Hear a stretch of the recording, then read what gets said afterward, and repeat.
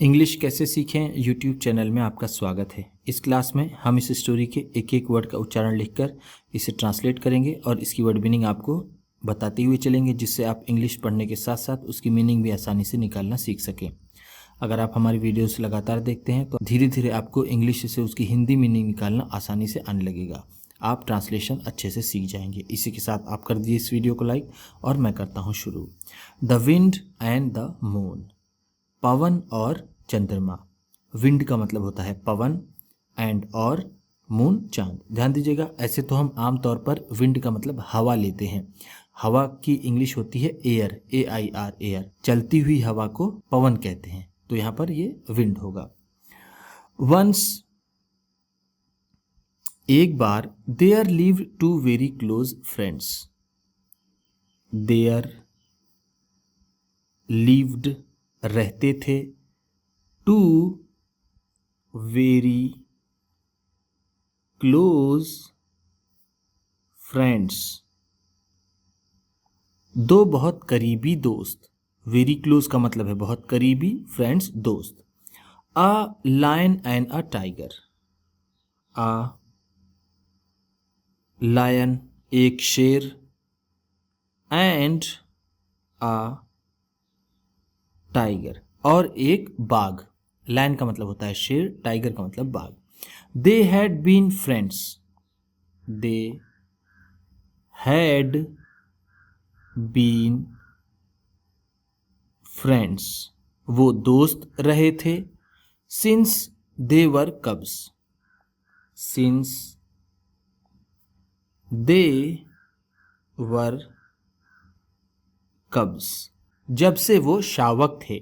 Since का मतलब होगा जब से, देवर थे, कब्स का मतलब शावक, यानी शेर के बच्चे या फिर टाइगर के बच्चे को या फिर बाघ के बच्चे को इंग्लिश में कब कहते हैं। ऐसे तो बियर यानी भालू के भी बच्चे को कभी कहते हैं।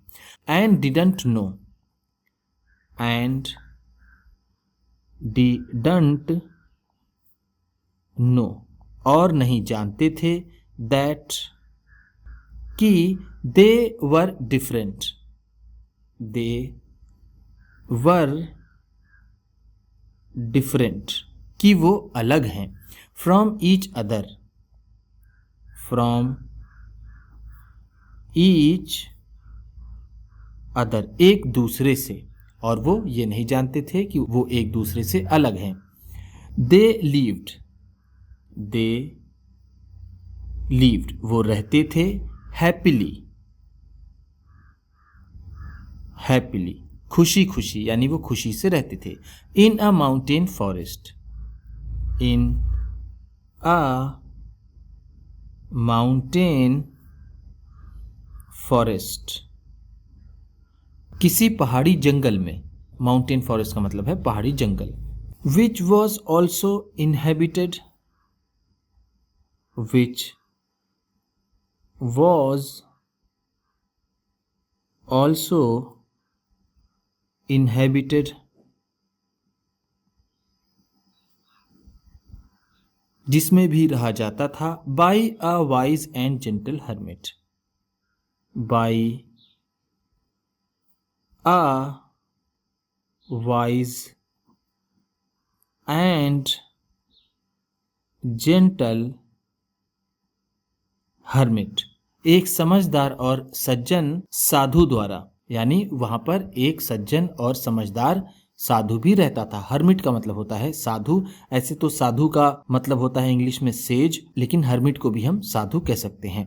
जेंटल का मतलब सज्जन। इनहेबिट का मतलब होता है रहना, इनहेबिटेड है तो रहता था।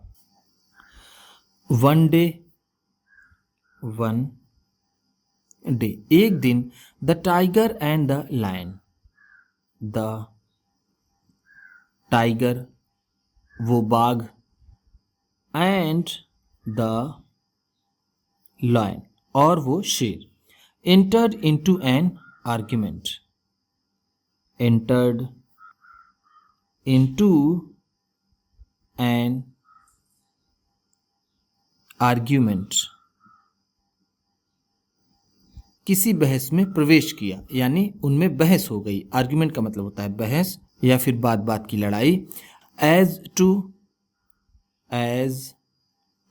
कि क्या whether the cold season, whether the cold season कि ये ठंडी का मौसम स्टार्ट्स शुरू होता है when the new moon, when the new moon कि जब ये नया चांद बिकम्स हो जाता है a full moon, a full moon पूरा चांद, जब नया चांद पूरा चांद बन जाता है तब ठंडियों का मौसम शुरू होता है। और या when the full moon, when the full moon कि जब पूरा चांद बिकम्स हो जाता है a new moon, a new moon एक नया चांद। द पेटी आर्ग्यूमेंट, द पेटी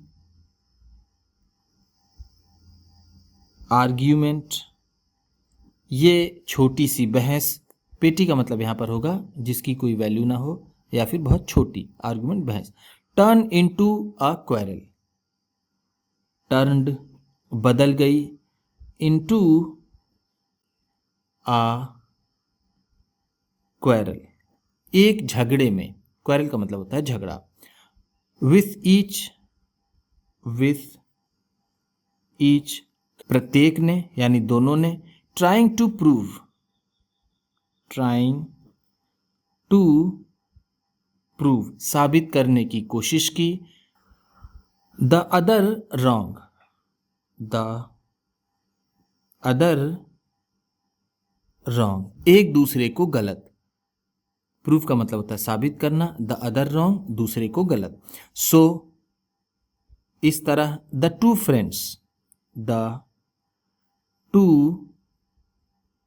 फ्रेंड्स दोनों दोस्त वेंट गए to the wise hermit, to the wise hermit समझदार साधु के पास, टू आस्क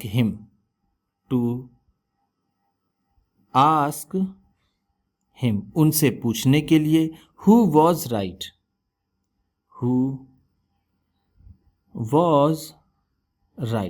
कि कौन सही है। The hermit listened, the hermit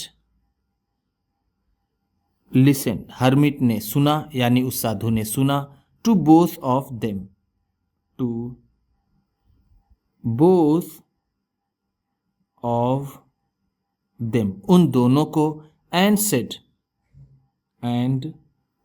said और कहा, द कोल्ड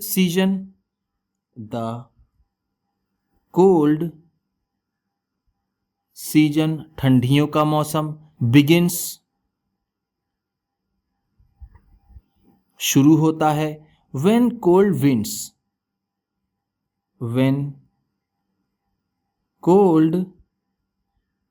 विंड्स जब ठंडी हवाएं, ब्लो चलती हैं, एंड और दिस कैन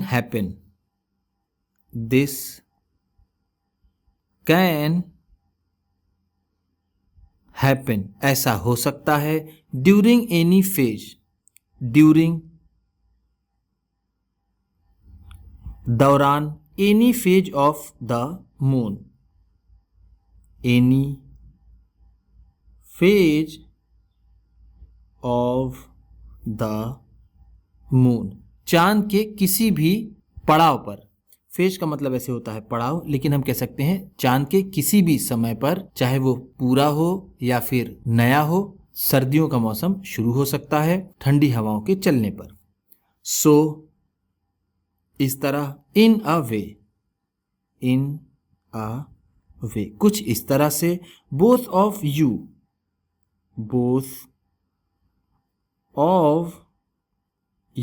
तुम दोनों, आर राइट सही हो, एंड और इन फ्यूचर भविष्य में, you should never quarrel, you should never quarrel, तुम्हें कभी भी झगड़ा नहीं करना चाहिए, एज क्योंकि यूनिटी ब्रिंग्स हैप्पीनेस, यूनिटी एकता, ब्रिंग्स लाती है, हैप्पीनेस खुशियां, क्योंकि एकता खुशियां लाती है, said the hermit, said the hermit, उस साधु ने कहा, oh we were so silly, we were सो सिली, हम कितने बेवकूफ थे, सिली का मतलब है बेवकूफ, वर थे सो कितने, thought the two friends, thought the two friends, दोनों दोस्तों ने सोचा, एंड डिसाइडेड, एंड डिसाइडेड और निश्चय किया, never to argue, never to argue कभी ना बहस करने की, over trivial matters, over trivial matters छोटी छोटी बातों पर या फिर छोटे छोटे मामलों पर, ट्राइवल का मतलब है छोटे छोटे यानी तुच्छ, इसे हम तुच्छ भी कहते हैं, तुच्छ मामलों पर कभी भी ना बहस करने का उन्होंने निश्चय किया, मैटर्स का मतलब होता है मामले या फिर बातें। उम्मीद करता हूँ इस क्लास में बताई गई वर्ड मीनिंग्स और सेंटेंसेस आपको अच्छे लगे होंगे। सबसे अच्छा वर्ड कौन सा लगा इसे कमेंट बॉक्स में ज़रूर बताइएगा। इसी तरह की वीडियोस के साथ साथ ढेर सारी रीडिंग की, ट्रांसलेशन की और बहुत सी इंग्लिश सीखने वाली वीडियोस पाने के लिए चैनल को सब्सक्राइब कीजिए और ये वीडियो किसी न किसी अपने एक दोस्त को, मित्र को, परिवार वाले को शेयर भी ज़रूर कर दीजिएगा। तो चलिए मिलते हैं फिर अगली वीडियो में।